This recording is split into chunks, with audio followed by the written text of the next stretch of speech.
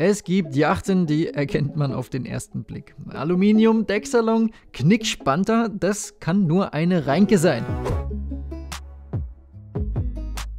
Der Konstrukteur Kurt Reinke hat mit seinen Selbstbauplänen eine ganz ordentliche Bewegung gestartet. Seine Schiffe sehen, sehr eigenwillig aus, kantig, robust, daher sehr beliebt bei Langfahrern, aber eher belächelt von Schönwetterseglern. Für relativ kleines Geld gab es die Pläne zu kaufen und dann konnte man selbst im Garten loslegen, einfach ein eigenes Boot bauen. Eine ganz klassische Story für Reinkes, die sind dann manchmal allerdings nicht so richtig brauchbar. Oder man hat sie von Werften bauen und ausbauen lassen und dann gibt es auch ganz ordentliche Ergebnisse. Und diese sind auf dem Gebrauchtmarkt als fertige Boote auch ganz beliebt, vor allem mit Aluminiumrumpf, weil es häufig für relativ wenig Geld viel Boot für ganz lange Touren gibt. So auch diese hier, eine Reinke 16M, die mehr als nur ein Boot ist. Sie ist das Zuhause von Gregor, der damit vor 6 Jahren einen völlig neuen Lebensweg eingeschlagen hat, um in einer persönlich schweren Zeit zu sich selbst zu finden. Wir waren damals dabei und die Videos mit Gregor sind mittlerweile alle ganz gut bekannt.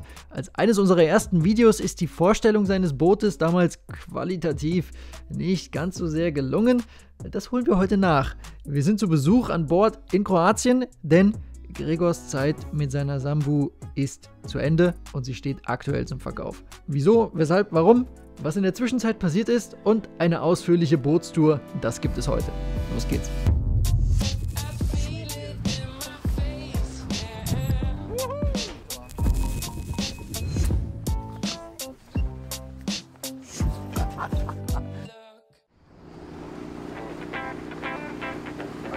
Da ist er, der Gregor. Ist schon ein paar Jahre her, dass wir uns gesehen haben.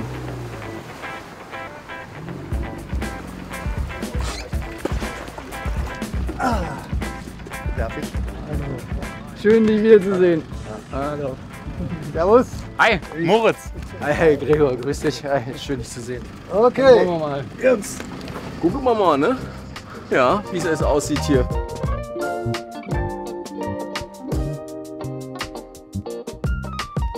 So, wir sind jetzt in Saftat und gehen jetzt auf Gregors Boot. Das haben wir ja 2019 gemacht. Gregor das Boot besorgt und Gutachten und so weiter. Und jetzt gucken wir mal, ne, was sich in den 6 Jahren bei dir an Bord getan hat. Nur Gutes. Was für ein Monster. Sammlung. Viele lachen darüber. Was willst du mit so vielen und so riesigen, reichen 2 Fender? Dann sage ich, geh du mal auflandig mit dem Schiff an ein Bier. Ne? Da bist du froh um jeden Fender, den du dazwischen stecken kannst. Da sind sie stolz, 17,60 Meter in Aluminium. So, sind wir wieder auf der Decken. Sag das nicht so. Na doch. Meinst du, sie ist groß und schlank? Nein. Nein. Na siehst du. Willkommen an Bord. Danke, danke. Macht's euch gemütlich. Ein schönes Hardtop hast du gebaut. Nee, du nicht. Bauen lassen. Bauen lassen, okay. Sieht gut aus. Ist ja richtig Solarfläche. Wie viel hast du drauf? Insgesamt 1300, 1,3 kW. Also 1,3 kW. Hast du eigentlich alles am Boot lackieren lassen damals oder nur die Rumpfaußenseiten? kompletter Rumpf außen plus Achterdeck und Spiegel. Okay, hier Cockpit oder so hast du nichts. Cockpit nicht, die Seitgänge noch nicht und Vorschiff noch nicht. Aber das ist noch so weit okay, dass man sagt. Ich würde jetzt den Anti-Rutschbelag würde ich erneuern. Okay. Ja, aber ich bin grundsätzlich mit Schuhen an Bord unterwegs, wenn ich alleine bin. Zwecks Verletzungsgefahr. Ja, das ist für einen, der alleine an Bord ist, essentiell, dass du dich nicht verletzt und deswegen vermeide ich da jedes Risiko. Also Handschuhe und Schuhe sind Pflicht bei mir, weil ich das Schiff bewege.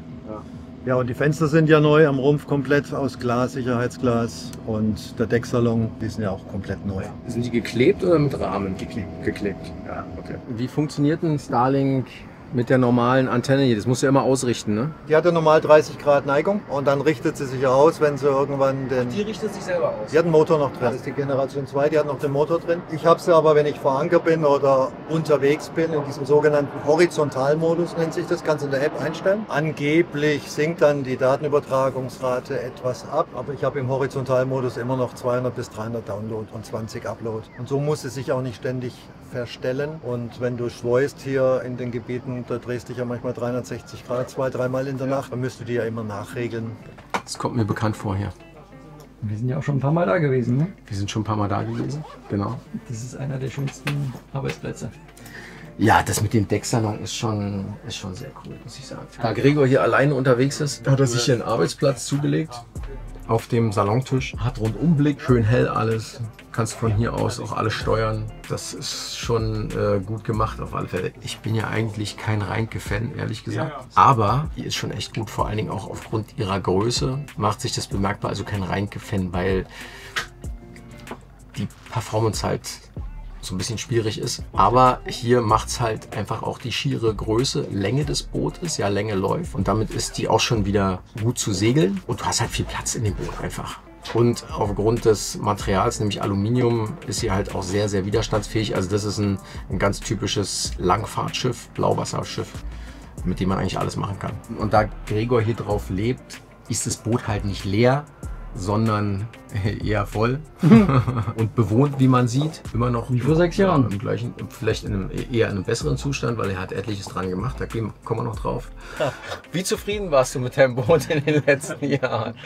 Sehr, sehr, sehr happy. Ich glaube, jeder, der mal ein Boot besessen hat oder jemand kennt, der ein Boot hat, der weiß, dass es da auch Schattenseiten gibt, vor allem wenn man mal irgendwas zu reparieren hat oder Maintenance oder ein Projekt anfängt, das dann doch länger dauert und mehr Arbeit ist, als man sich vorgestellt hat. Aber grundsätzlich muss ich sagen, ist es mit die schönsten Jahre von meinem Leben, auf die ich zurückblicken kann bisher. Das ist super. Ja, ich habe es ja mit euch gekauft, also wäre schade, wenn ich da nicht zufrieden wäre. Da war ja schöne Beratung, Gott sei Dank, voraus und das hat mir die Angst damals genommen, einen Fehlkauf zu machen. Ich bin mit dem Boot total happy, weil es für das, was ich wollte und was ich machen wollte und gemacht habe, genau das Richtige war. Es ist ein absolutes Raumwunder, es ist ein sicheres Schiff, es ist ein stäbiges Schiff.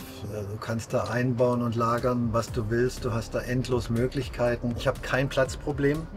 Und okay, die Schränke sind voll, aber ich lebe auf dem Boot. Ja? Also egal wie groß das Boot ist, du würdest immer ein Platzproblem haben. Ja, genau. Aber ich selber habe kein Platzproblem. Ja? Ich kann abwechselnd in verschiedenen Kabinen schlafen, je nach Wellengang oder nach Stimmung. Und nein, das Boot ist einfach toll. Ich bin mit dem Sambo unheimlich glücklich. Ich habe schöne Zeiten erlebt. Es ist einer der schönsten Wohnorte, die man sich vorstellen kann, wenn man nicht am Wasser nur Urlaub macht oder lebt, sondern wenn man auf dem Wasser lebt. Viele Dinge sind etwas komplizierter, das fängt beim Einkaufen an, alles läuft übers Dingi. Du musst mit deinem Rucksäckchen oder mit deinem Elektroscooter irgendwo hinfahren. Das ist dann nicht ganz der Komfort, den man zu Hause hat. Das ist manchmal dann auch etwas beschwerlicher oder das Wetter passt gerade nicht und dann bist du halt etwas nass geworden im Dingi. Das gehört zum Bootsleben und zum Segelleben dazu. Das ist ja der einfache Lebensstil, den man mit dem Boot so hat. Ne? Also das hatten wir auch lange Zeit.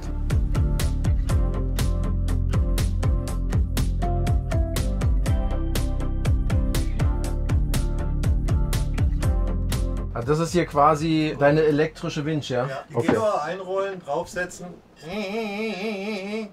weg. Auf die Winch.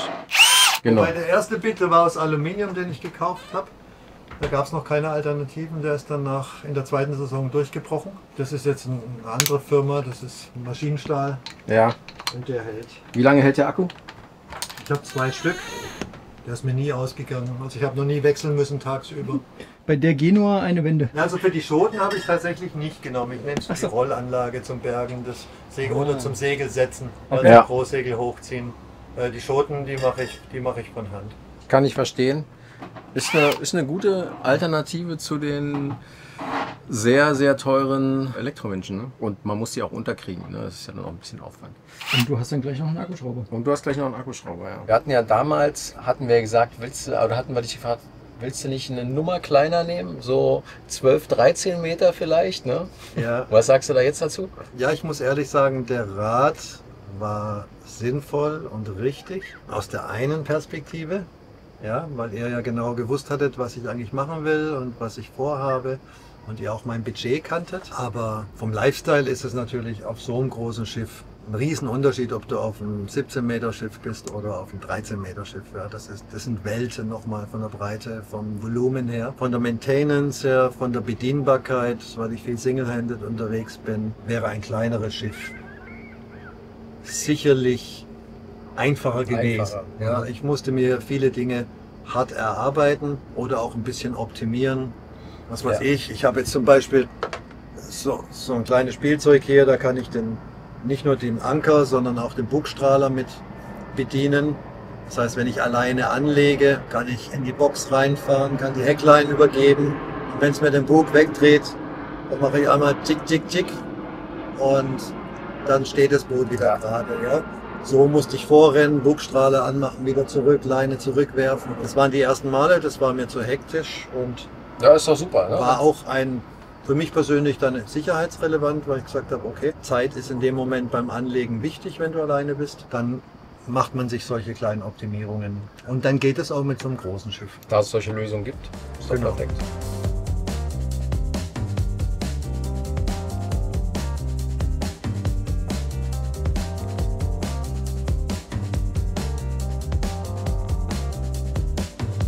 Bei Reinke ist es ja immer so, dass man die Pläne kaufen kann vom Konstrukteur und dann wird das Boot entweder selber gebaut oder von der Werft gebaut. In dem Fall war es so, das hat die Benjamin-Werft gebaut, das ist eine bekannte Werft, also den Rumpf. Schiffswerft Benjamins ist bekannt für ihre Alu-Produktion, das heißt, es ist ein reiner Werftbau, das sieht man auch, wenn man tiefer in die Bilgen einsteigt und sich mal die Schweißnähte anschaut und den insgesamten Zustand. Reinke sind ja eigentlich nur deswegen ein bisschen in Verruf gekommen, weil viele im Garten zusammengebrutzelt haben aus Stahl anhand der Pläne. Über 10 Jahre, da waren die schon halb verrostet, bevor sie überhaupt fertig waren. Das hat, glaube ich, so ein bisschen den Ruf damals ruiniert als nicht solides Schiff. Aber das hier ist jetzt ein reiner Werftbau. Also Rumpf komplett mit allem Decksaufbauten und dann Motoren und Wellen. Und Innenausbau und Rig, das wurde dann in Österreich fertiggestellt. Und da war dann auch die Erstwasserung 2003. In Österreich? In Österreich, ja. In Österreich liegt am Meer, wusstest du das nicht? Echt? Seine Seefahrernation. Kannst jeden Österreicher fragen. Den Innenausbau, den hat dann aber ein Schreiner gemacht. Genau. Also der Ersteigner, der war Ingenieur für Hydraulikanlagen und so weiter. Der hatte diese sehr große und sehr starke Hydraulikinstallation hier konzipiert und eingebaut, soweit ich weiß. Jetzt hat das Boot ja ist ja ein Twin Keel, ne? Also hat 2 Kiele. Damit kann man ja trocken fallen. Wie oft bist du trocken gefallen? Noch nie. Nein. Du kanntest doch die Antwort auf die Frage. Natürlich kann ich die Antwort auf die Frage. Die Reinkes polarisieren natürlich auch. Zum einen, wie gesagt, wegen der Themen des Ausbaus, ist es Profi gemacht oder ist es Amateur. Zum anderen aber auch wegen des Aussehens, ja, also die Ästhetik bei diesen Booten geht mir genauso. Bei dem Boot allerdings muss ich sagen, da Gregor relativ viel hat machen lassen an dem Boot, also die Scheiben alle schön gemacht hat, alles, das Boot sieht schnittig aus. Also für eine Reinke sieht die hier sehr gut aus, muss ich sagen. Und dadurch, dass es eben eine 16M ist, also die große Version, die lange Version, sieht sie halt auch schön schiffig aus. Und zusätzlich muss man auch sagen, Reinkes sind jetzt nicht für Performance bekannt, genau im Gegenteil. Deswegen habe ich damit auch ein Thema, ja, mit Reinkes grundsätzlich, aber die 15 und die 16M, die haben einfach schon wieder so eine Länge, so eine große Wasserlinie, dass die gut laufen. Das ist der große Unterschied zu den kleinen Reinkes. Ja, sie brauchen Wind, ist natürlich auch ein schweres Gerät, sehr seegängig, mit viel Ausstattung und so weiter. Aber ein typisches Blauwasserboot braucht halt auch ein bisschen Wind. Dafür kann man mehr Segelfläche nutzen und das geht ja alles. Aber sie ist halt sehr seegängig und das ist der große Vorteil. Reinke-Eigner, die legen in der Regel viel Wert auf Praktikabilität als auf Design, was, wenn man auf Langfahrt ist, eine wesentliche Rolle spielt, ne? Dass man eben gut in dem Boot leben kann, dass die Dinge so angeordnet sind, dass man schnell rankommt, dass das Boot vor allen Dingen sehr sicher ist, das ist das Thema, und dass man zum Beispiel trocken fallen kann, wie mit dem hier, wünschen sich ja auch einige. Insofern, das ist ein gutes Allround-Paket, möchte ich mal sagen. Da muss ich sagen, das hat mich nach den Videos, die wir mit Gregor gebracht haben, auch ziemlich überrascht. Wir wurden ja sowohl von Zuschauern als auch von Kunden mehrfach auf dieses Boot angesprochen, schon relativ häufig, und die Leute haben doch schon ziemlich geschwärmt, ne? Wegen Aluminium, Decksalon, wegen der Größe, der Länge. Das hat mich tatsächlich ziemlich überrascht. Ja, fand ich auch. Damals war ich jetzt nicht so begeistert, auch wegen des Aussehens einfach. Die sah damals halt auch noch anders aus. Hat es nochmal ordentlich aufgewertet. Auch optisch halt. Und jetzt sieht die halt ganz anders aus vom Erscheinungsbild. Finde ich gut. Trotzdem noch wie ein Panzer. Vielleicht ein Aluminiumpanzer, ja. Aber ja, wie gesagt, man kommt mit dem Boot überall hin.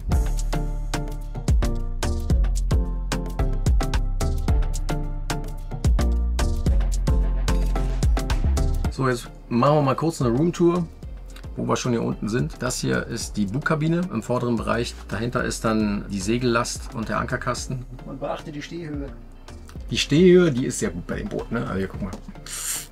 Das sind ordentliche 2 Meter. 2 Meter locker. Hier ist der, wie soll man sagen, der untere Essbereich. Ja, wenn man in der Küche gekocht wird und man sich unterhalten möchte, dann kann man sich hier unten hinsetzen, wenn es vielleicht dunkel sein soll, wenn man keine Sonne abkriegen will, wie auch immer. Das ist im Prinzip der Essbereich. Hier haben wir die Mitschiffskabine. Die ist eher schmal geraten. Ich würde sagen 1,5 Personen. Könnte eine Kinderkabine sein. Na, entweder 2 kleine Kinder oder ein großes, ne? Mhm. Oder es ist die Skipperkabine, weil man hier mitschiffs liegt. Und mitschiffs ist ja das Schiff am ruhigsten. Hier ist das eine Bad. Das volle Bad.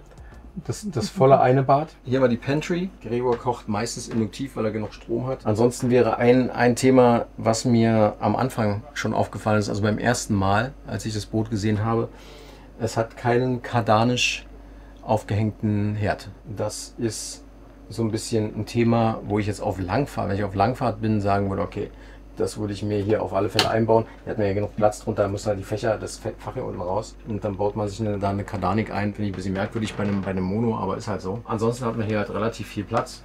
Sogar die Kaffeemaschine hat hier Platz. Ich würde sagen, die Prioritäten sind klar erkennbar. Genau. Großer Kühlschrank. Großer Kühlschrank und Eisfach, Eisschrank. Und hier haben wir halt den wunderbaren Decksalon. Deswegen finde ich dieses Boot auch so gut, weil du kannst hier oben drin sitzen, kannst hier arbeiten, kannst hier alles machen, essen, was weiß ich. Und hast hier einen wunderbaren Ausblick. Und Echter Decksalon. Und du hast halt einen echten Decksalon. Also du sitzt nicht tief mit großen Fenstern, sondern du sitzt hoch mit großen Fenstern und kannst direkt sehen, was vor sich geht. Und wenn du am Navigationsplatz stehst, kannst du halt auch von drinnen alles bedienen. Was heißt alles bedient? Die Segel natürlich nicht, da musst du raus. Aber du kannst hier über einen Autopiloten von drin steuern. Du hast einen guten Überblick hier. Das ist schon sehr gut gemacht. Damit das halt möglich ist, musst du einfach einen hohen Freibord haben, weil hier unter dem Decksalon, der ja höher ist, ist der Motorraum, der große Motorraum. Mit 2 Motoren. Mit 2 Motoren, genau, der hat 2 Motoren. Und dadurch kommt das Boot halt ein Stückchen höher. Was so ein Decksalon immer so an sich hat, auch Nachteile, wie zum Beispiel eine größere Windangriffsfläche. Aber dieses Boot ist auch durch sein Gewicht natürlich. Da brauchst du ein bisschen Wind. Da brauchst du ein bisschen Wind, bis das vertreibt. Der Gregor hat natürlich auch so ein bisschen Elektronik-Schnickschnack. Schnickschnack. Naja, nee, eingebaut für Autarkie. Das heißt Solaranlage, Batterien, diverse Regler und DC-DC-Wandler und so weiter. Und er hat halt hier das alles sichtbar gemacht auf dem Bildschirm, sodass man alles schön sehen kann, auch per App. Was halt heutzutage alles so möglich ist. Mhm. Hier geht es jetzt in den Eignerbereich. Der ist natürlich schön groß. Ne? Hier hat man ja viel Platz. Hier hast du auch einen Tisch, wo du dich hinsetzen kannst. In der Heckkabine ein Schreibtisch. Genau, ein Schreibtisch in der Heckkabine. Oder momentan Parkplatz für einen E-Scooter. Ja, er ist natürlich alleine hier, hat ja sowieso genügend Platz. Und hier hinten ist das Bett. Das Bett ist groß und breit. Sieht erstmal nicht so aus, aber wenn man dann drin liegt, merkt man das, weil das ist so ein bisschen optisch bedingt jetzt. Aber was ich ein klein bisschen suboptimal finde, ist, dass man hier hochgehen muss, um sich reinzulegen. Das ist halt alles ein Kompromiss. Und dadurch, dass man aber so weit oben liegt, hast du hier unten drunter halt massiven Stauraum. Deswegen liegt man hier so hoch, da wurde eher mehr Wert darauf gelegt, auf Praktikabilität, ja, wie wir es vorhin schon hatten, nämlich viel Stauraum. Und dafür musst du halt dann die Dachluke aufmachen. Red nicht weiter. Nee, ich rede nicht weiter.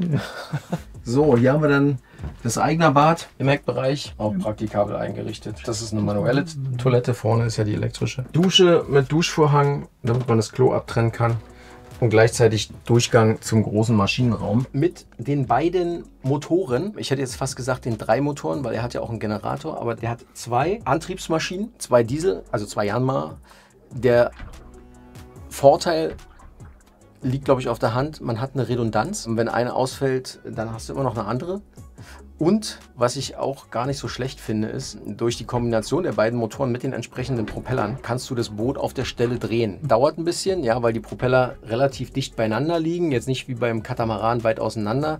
Aber man kann es zum Manövrieren im Hafen sehr gut benutzen. Das ist schon auf alle Fälle ein Vorteil. Der Nachteil ist, man hat halt ein bisschen mehr Maintenance. Doppelt so viel. Ja, aber wenn schon mal jemand hier ist und einen Motorservice, dann kann man auch den zweiten gleich mitmachen. Der Generator ist speziell bei dem Boot, nämlich ein hydraulischer Generator. Das Boot hier hat ein hydraulisches System für Bugstrahlruder und für Generator, weil der Voreigner Hydraulikingenieur war. Der hat das Ding selber entworfen und gebaut, funktioniert alles hervorragend. Und Gregor hat aufgerüstet, hat die Fepos, also die Fepo-Batterien drin, und hier ist auch die Elektronik, die Ladeelektronik etc. drin und alles schön aufgeräumt.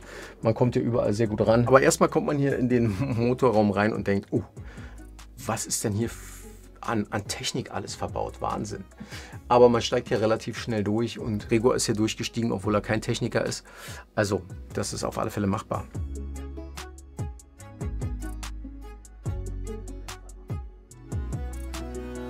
Wir stehen ja hier jetzt auf einem positiven Beispiel einer Reinke, wir haben vorhin schon mal gesagt. Und lieber Gregor, warum willst du dieses Boot verkaufen? Große Frage, großes Thema. Kann ich vielleicht am besten sagen, ein weinendes und ein lachendes Auge.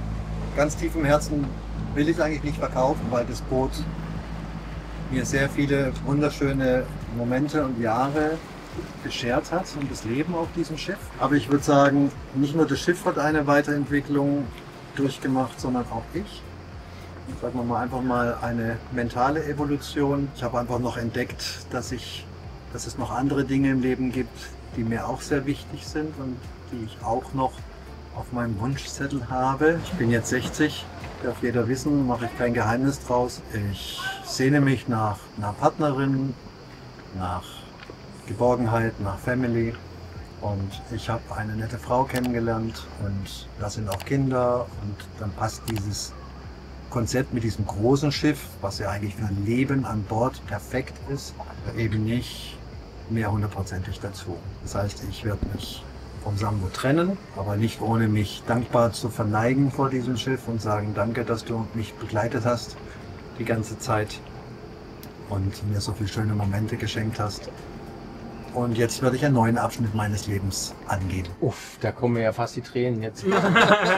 Alles hat ein Ende, muss aber nicht. Aber man sieht halt, dass es doch eine relativ begrenzte Zahl an Menschen gibt, die auf einem Boot leben wollen, ja, und können. Und liebe Segler, wenn ihr mit eurer Familie auf dem Boot lebt, seid einfach dankbar, dass es funktioniert. Aber es ist ja eigentlich ein sehr schöner Grund, muss ich sagen. Es ist ja jetzt nicht, weil du das Segeln nicht magst oder weil du wie manche andere ein Gesundheitsthema hast oder sowas, sondern es ist ja was Positives. Ich konzentriere mich einfach auf die Dinge, die mich glücklich machen. Ich meine, jeder, der in unserem Alter ist oder meinem Alter ist, der weiß, dass das Ablaufdatum doch eine Grenze hat. Ja? Ich habe Gott sei Dank die Energie und die Kraft, mich um die Dinge zu kümmern, die mich glücklich machen. Ja? Und das Sambo hat mich über viele Jahre tatsächlich glücklich gemacht. Und jetzt ist der Schwerpunkt einfach ein anderer. Dann wird es Zeit, dass dieses Schiff einen würdigen Nachfolger bekommt. Ja, auf alle Fälle. Dafür werden wir sorgen. Ne? Und deswegen habe ich ja euch angerufen, weil ihr kennt das Schiff, ihr kennt mich. Das ist ein ehrliches und solides Schiff. Und es ist ideal für den Menschen, der genau so etwas sucht. Langfahrtcruiser. Sicherlich gibt es noch das eine oder andere Projekt, was man hier verwirklichen kann. Aber viele Dinge sind auch schon von mir in den letzten Jahren gemacht worden. Und also ich kann das Schiff mit gutem Gewissen in neue Hände übergeben. Und wir können sagen, es hat sich zum Positiven weiterentwickelt, das Boot. Evolution! Ja, das Boot hat sich auf alle Fälle zum Positiven weiterentwickelt, ganz klar. Wollen wir jetzt rausfahren? Jetzt fahren wir raus. Oh.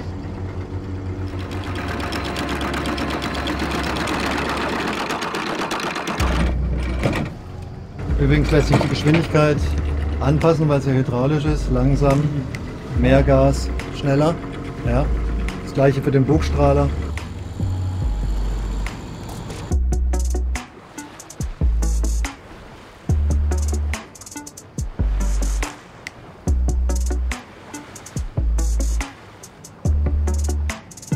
Tja, Hendrik, das sieht so ein bisschen nach Unterforderung heute aus, oder? Unterforderung fürs Boot, ja. Das ist ja gar kein Wind heute. Gar nichts. Mal gucken, vielleicht finden wir noch was. Ja, oder du pustest einfach mal. Ja. Wir holen Moritz zum Pusten Mhm. und dann geht es. Der Praktikant muss pusten.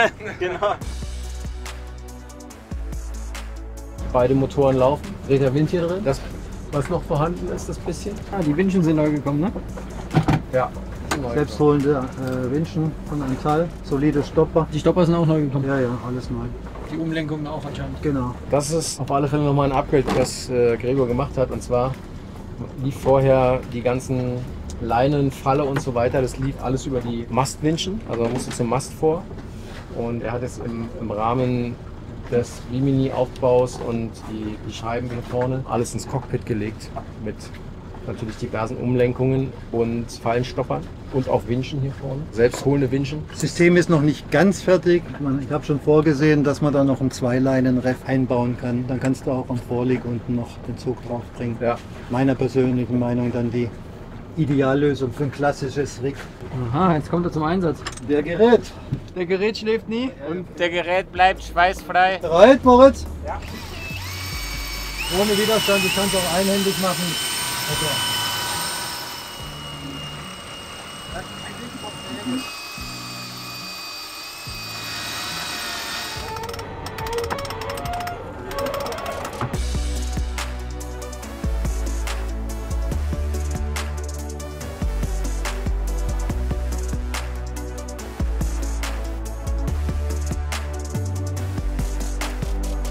Das Segel ist nicht optimal geschnitten, beziehungsweise das Hardtop, was ja eine bestimmte Höhe hat, ist ein bisschen zu hoch. Man muss dann entweder das Segel einfach hinten ein kleines bisschen höher schneiden, sodass dass der Baum nicht weiter runter kann.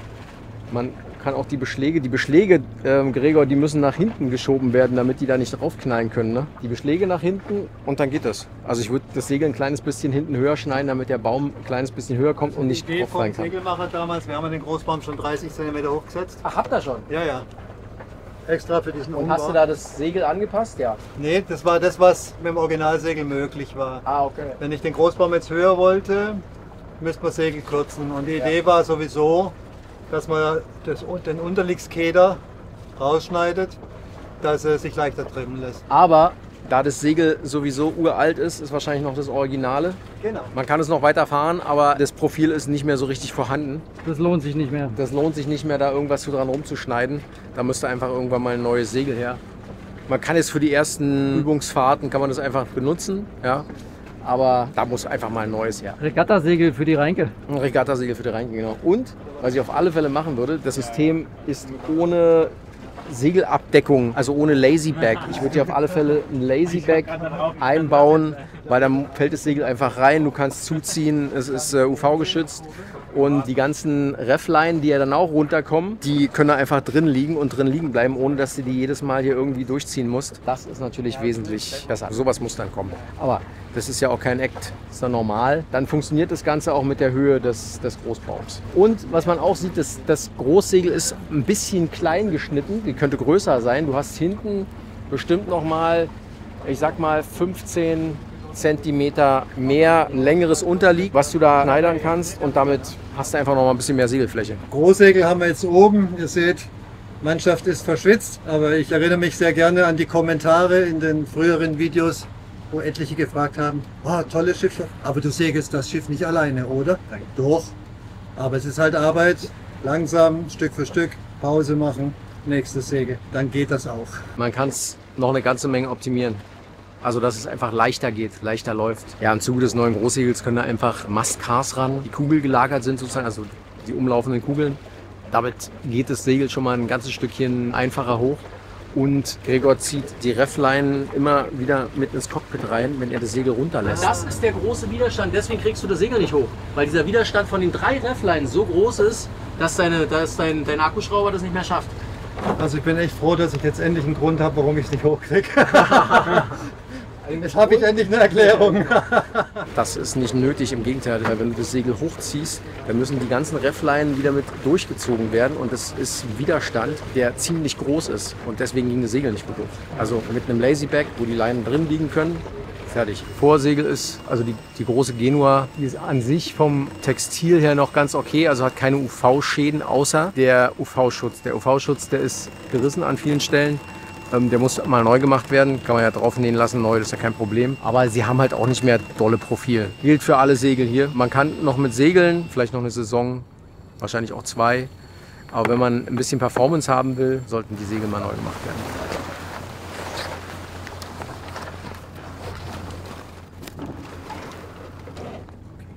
Das ist genau das Thema, da müssen Mastgras ran bei der Größe des Segels. Die Mastrutscher sind abgenutzt und wenn die sich so ein bisschen verdrehen, dann blockieren die. Insofern kann man schon erst noch mal schmieren, also man kann es ja mit Silikon machen oder mit Teflon, aber da müssten eigentlich ordentliche Mastgras ran. Lohnt sich nur nicht mehr für das Segel. Ja.